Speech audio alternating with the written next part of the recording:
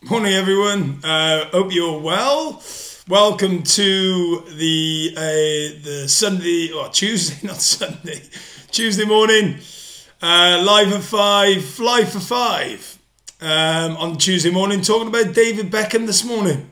So, and his impact and just general how he is and who he is and how he just, and my thoughts on him. David Beckham, a legend in his own right.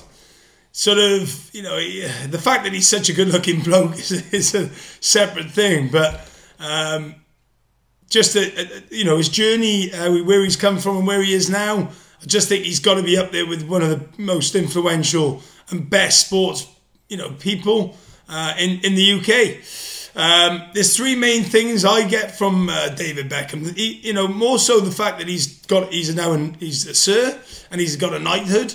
The first one for me is that the passion, his passion that he shows for the sport of football. Also now, the passion he shows for anything that he does. But back in when he was playing, the passion, and you could see how much every game meant to him.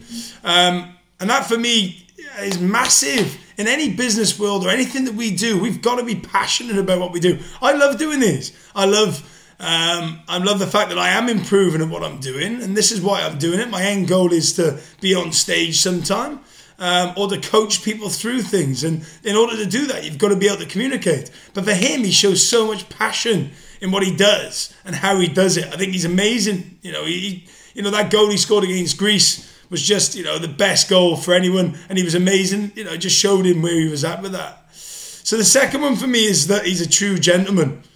And I think business needs, that's what it needs. It needs gentlemen within the game. And just gentlemen generally. Great family man. You can see that, he loves his kids, loves his life, but you can see he's on it. He's switched on. His team around him are clever. His net worth is millions. His net worth is up there with one of the, highest in the UK, ever. So, he's clever and he surrounds himself with great people. But the biggest one for me is that his resilience and the resilience he's shown over the last years. If you have a look where he was in 1998, he was zero. He kicked the Argentinian, he got red carded, England got knocked out the World Cup to Argentina, 4-3 on penalties.